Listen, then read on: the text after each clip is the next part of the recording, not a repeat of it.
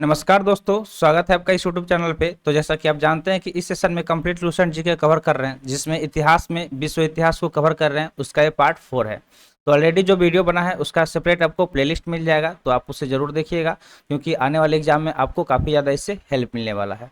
तो चलिए वीडियो शुरू करते हैं। जल्दी से लाइक कर दीजिए और चैनल पर नए हैं तो जल्दी से चैनल को सब्सक्राइब कर लीजिए।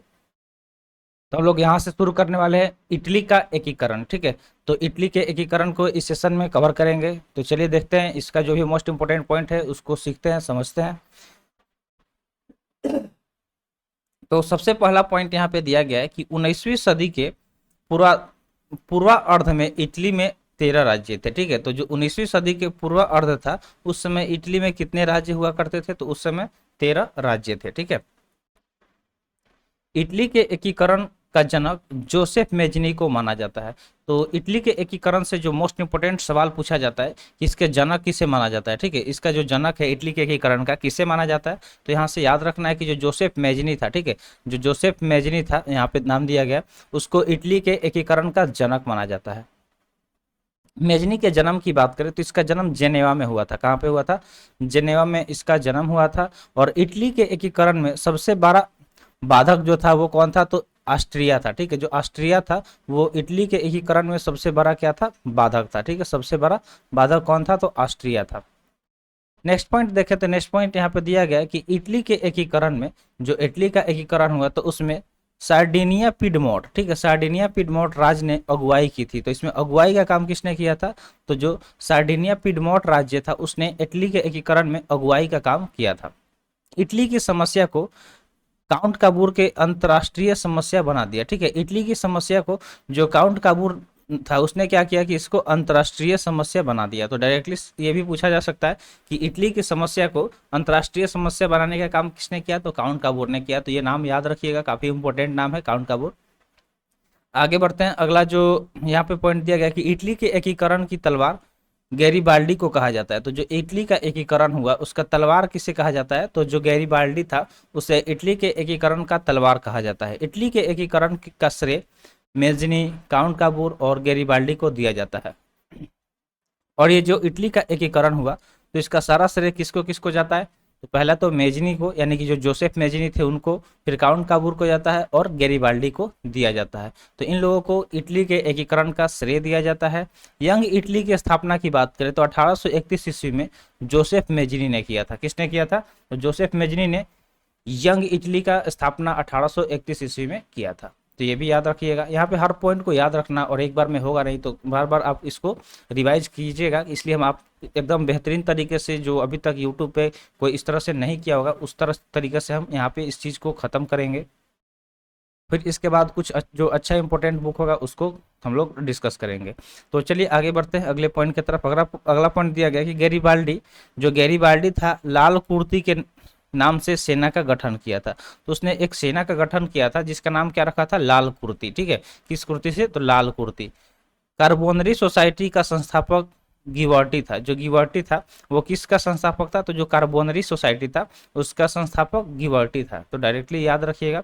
विक्टर मैनुअल, ठीक है, सार्डिनिया का शासक था। और विक्टर मैनुअल की बात करें, एमेनुअल, ठीक है, विक्टर एमेनुअल है, मैनुअल नहीं है, एमेनुअल। विक्टर एमेनुअल की बात करें तो एक शासक था। कहाँ का शासक था? सार्डिनिया का वो शासक था। इटली के एकीकरण की शुरुआत लोम्बार्डी और सार्डिनिया राज्यों के मेल से हुई थी। तो ये जो इटली का एकीकरण हुआ था इसकी शुरुआत की अगर हम बात करें तो किससे हुआ था? तो जो लोम्बार्डी थी और सार्डिनिया, इन ये दो राज्य थे, इनके मेल से ही इटली के एकीकरण का शुरुआत हुआ था। इटली राष्ट्र का जन्म 2 अप्रैल 1860 ईस्वी को माना जाता है। और ये जो इटली राष्ट्र था, ठीक है, इटली जो राष्ट्र है, इसके जन्म की बात करें तो इसका जन्म कब माना जाता है? तो इसका जन्म माना जाता है 2 अप्रैल 1860 ईस्वी को माना जाता है। कब माना जाता है? 2 अप्रैल 1860 ईस्वी को माना जाता है। नेक्स्ट पॉइंट की तरफ चलते हैं। नेक्स्ट पॉइंट दिया गया कि 1871 ईस्वी में रोम को संयुक्त इटली का राजधानी घोषित किया गया। और जो रोम था उसको क्या किया गया कि संयुक्त इटली का राजधानी कब घोषित किया गया? तो 1871 ईस्वी में इसे घोषित किया गया था।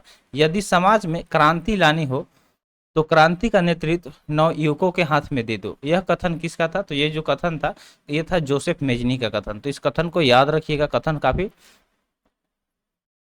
इंपॉर्टेंट है, पूछा जा सकता है आपके एग्जाम में। तो पूछा ये कथन ये है कि यदि समाज में क्रांति लानी हो तो क्रांति का नेतृत्व नवयुवकों के हाथ में दे दो।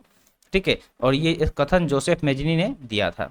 इटली का एकीकरण 1871 ईस्वी में काउंट काबूर ने किया। ठीक है, और ये जो इटली का जो एकीकरण हुआ हुआ कब, तो 1871 ईस्वी में हुआ, और किया किसने, तो काउंट काबूर ने इसका एकीकरण किया। और इटली की एकता का जन्मदाता की अगर हम बात करें तो इटली की एकता का जन्मदाता कौन थे, तो नेपोलियन। जो नेपोलियन थे वो इटली के एकता का जन्मदाता थे। तो यहाँ इटली का एकीकरण समाप्त हुआ। आई होप जो भी यहाँ पे पॉइंट बताया गया होगा आपको समझ में आ गया होगा। हम सेशन समाप्त नहीं कर रहे हैं क्योंकि आगे का जो पॉइंट है इसको भी यहीं पे डिस्कस करने वाले हैं। तो अगला जो हमारा टॉपिक है वो है जर्मनी का एकीकरण। तो जर्मनी के एकीकरण को हम लोग इसी में डिस्कस करेंगे, देख लेते हैं कितना है। तो कुछ खास ज़्यादा है नहीं, ठीक है, थोड़ा सा है, इसको भी हम लोग यहीं पे साथ साथ में ख़त्म कर देते हैं, बाकी चीज़ें आगे के सेशन में कवर करेंगे। तो जर्मनी के एकीकरण को शुरू करते हैं। आई होप आपको समझ में आ रहा होगा जो भी चीज़ें बताई जा रही है। अगर वीडियो को लाइक नहीं किए हैं तो एक बार लाइक कर दीजिए, और चैनल पर नए हैं तो जल्दी से चैनल को सब्सक्राइब कर लीजिए। तो सबसे पहला यहाँ पे पॉइंट दिया गया कि जर्मनी का एकीकरण बिस्मार्क ने किया। तो जर्मनी के एकीकरण के का डायरेक्ट सवाल ये पूछा जाता है कि इसका एकीकरण किसने किया था, तो याद रखिएगा कि बिस्मार्क ने किया था। अभी अभी ऊपर हमने आपको बताया कि इटली का एकीकरण 1871 ईस्वी में किसने किया था, काउंट काबूर ने किया था। ठीक है, बिस्मार्क प्रूसा के शासन विलियम प्रथम का प्रधानमंत्री था। ठीक है, जो बिस्मार्क था वो प्रूसा का जो शासक था जिसका नाम था विलियम प्रथम, उसका वो प्रधानमंत्री था। ठीक है, कौन था, वो प्रधानमंत्री था। जर्मनी का सबसे शक्तिशाली राज्य प्रूसा था, और जो जर्मनी का सबसे शक्तिशाली राज्य की बात करें तो वो कौन था, तो प्रूसा था। ठीक है, और प्रूसा का ही शासक था विलियम प्रथम, जिसका प्रधानमंत्री बिस्मार्क था, जिसने जर्मनी के एकीकरण किया था। बिस्मार्क जर्मनी का एकीकरण प्रूसा के नेतृत्व में चाहता था, और जो बिस्मार्क था वो चाहता था कि जो जर्मनी का एकीकरण हो वो किसके नेतृत्व में होना चाहिए, तो प्रूसा के नेतृत्व में ही होना चाहिए। विलियम को जर्मन संघ के सम्राट का ताज 8 फरवरी 1871 ईस्वी को पहनाया गया। और जो विलियम थे, ठीक है, विलियम प्रथम, उनको जर्मनी संघ के सम्राट का ताज कब पहनाया गया, तो 8 फरवरी 1871 ईस्वी को उनको ताज पहनाया गया। बिस्मार्क को सबसे अधिक भय फ्रांस से था, और जो बिस्मार्क था उसको सबसे ज्यादा डर किससे था, तो सबसे ज्यादा जो डर था उसको फ्रांस से था। किससे था, तो फ्रांस से उसको सबसे ज्यादा भय यानी कि डर था। जर्मनी में राष्ट्रीयता का संदेशवाहक नेपोलियन बोनापार्ट को माना जाता है। ठीक है, और जो जर्मनी है उसमें राष्ट्रीयता, ठीक है, नेशनलाइजेशन का जो संदेशवाहक है उसे किसे माना जाता है, तो जो नेपोलियन बोनापार्ट थे उन्हें माना जाता है। जर्मनी के आर्थिक राष्ट्रवाद का पिता फ्रेडरिक लिस्ट को माना जाता है। ठीक है, और जो जर्मनी है उस वहाँ पे आर्थिक राष्ट्रवाद का पिता किसे माना जाता है, तो जो फ्रेडरिक लिस्ट थे, ठीक है, फ्रेडरिक लिस्ट, उनको जर्मनी के आर्थिक राष्ट्रवाद का पिता माना जाता है।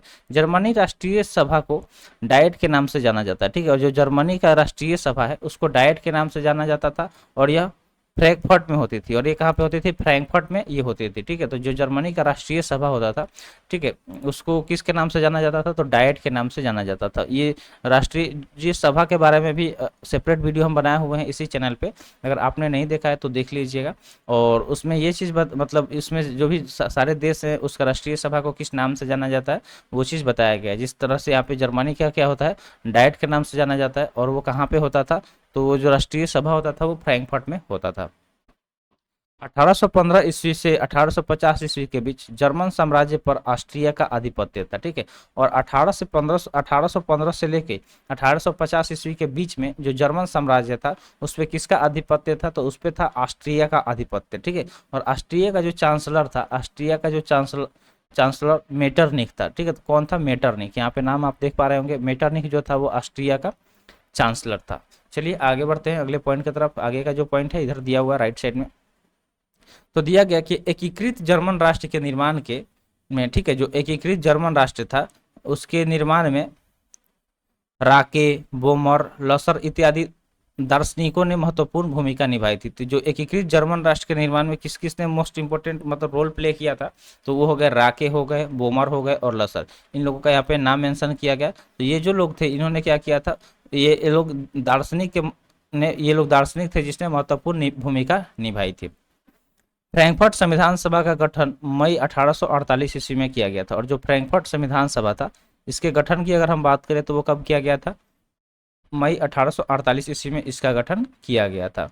विलियम प्रथम के शासनकाल में प्रूसा का रक्षा मंत्री वानरून एवं सेनापति वाल माल्टेक था। ठीक है, तो जो विलियम प्रथम था वो प्रसा का शासक था, और उसके शासनकाल में जो प्रसा था वहाँ का रक्षा मंत्री यानरून और सेनापति कौन था वान वाल्टेक था। ठीक है, इसको मिटा देते हैं, वान वाल्टेक था। ठीक है, इसको यहाँ से दूसरे कलर से अंडरलाइन कर दे रहा है ताकि आपको समझ में आएगा। चलिए आगे बढ़ते हैं अगले पॉइंट की तरफ। अगला पॉइंट है कि 23 सितंबर 1882 ईस्वी को, ठीक है, 23 सितंबर 1882 ईस्वी को बिस्मार्क प्रसा का चांसलर बना। उसके बाद क्या हुआ कि जो बिस्मार्क था जिसने इटली का एकीकरण किया वो प्रसा का चांसलर बना। कब बना? तो 23 सितंबर 1862 ईस्वी को। बिस्मार्क के जन्म की बात करें तो उसका जन्म 1 अप्रैल 1815 ईस्वी को ब्रेडनबर्ग में हुआ था। कहाँ पे हुआ था? ब्रेडनबर्ग एक जगह है, वहाँ पे बिस्मार्क का जन्म हुआ था। कब हुआ था? तो 1 अप्रैल 1815 ईस्वी को इसका जन्म हुआ था। विलियम प्रथम ने बिस्मार्क को बाजीगर कहा था, और जो बिस्मार्क था उसे भी बाजीगर कहा गया था। किसके द्वारा कहा गया था? तो जो प्रसा का शासक था विलियम प्रथम, उसके द्वारा कहा गया था कि जो बिस्मार्क है वो बाजीगर है। ठीक है, वो कौन है? तो बाजीगर है। सेरेजोवा के युद्ध में 1866 ईस्वी में ऑस्ट्रिया ने प्रसा के आगे आत्मसमर्पण कर दिया। तो जो उसके बाद क्या हुआ कि एक युद्ध हुआ सेरेजेवा का युद्ध, उस 1866 ईस्वी में, उसमें क्या हुआ कि ऑस्ट्रिया ने प्रसा के आगे आत्मसमर्पण कर दिया, यानी कि हार मान लिया, क्योंकि प्रसा काफ़ी स्ट्रॉन्ग हो चुका था और ऑस्ट्रिया को वहाँ पे हरा दिया। ठीक है, और उसने हार मान लिया। कब माना? तो 1866 ईस्वी में जो सेरेजेवा का युद्ध हुआ उस समय। 23 अगस्त 1866 ईस्वी कि प्राग संधि के तहत ऑस्ट्रिया जर्मन संघ में शामिल हुआ। उसके बाद एक संधि हुआ जिसका नाम है प्राग संधि। कब हुआ था? तो 23 अगस्त 1866 ईस्वी को। उसके तहत जो ऑस्ट्रिया था उसको जर्मन संघ में शामिल कर लिया गया। ठीक है, उसको जर्मन संघ में क्या किया गया? शामिल कर लिया गया। फ्रांस एवं प्रसा के बीच सेडान का युद्ध 15 जुलाई 1870 ईस्वी के हुआ। उसके बाद जो प्रसा था वो और फ्रांस, इन दोनों के बीच एक युद्ध हुआ जिसका नाम है सेडान का युद्ध। कब हुआ था? तो 15 जुलाई 1870 ईस्वी को हुआ था। 15 जुलाई 1870 ईस्वी को एक युद्ध हुआ था जिसका नाम है सेडान का युद्ध। नेपोलियन तृतीय ने प्रसा के आगे 1 सितंबर 1870 ईस्वी को आत्मसमर्पण किया, और जो नेपोलियन तृतीय था उसने क्या किया कि प्रसा के आगे 1 सितंबर 1870 ईस्वी को आत्मसमर्पण कर दिया। ठीक है, यानी कि हार मान लिया ये भी। उसके बाद अगला जो पॉइंट है दिया गया कि बिस्मार्क ने जर्मनी के सम्राट विलियम प्रथम का राज्याभिषेक वर्साय के राजमहल में किया। उसके बाद जो विलियम प्रथम था उसका राज्याभिषेक हुआ, किसके द्वारा किया गया?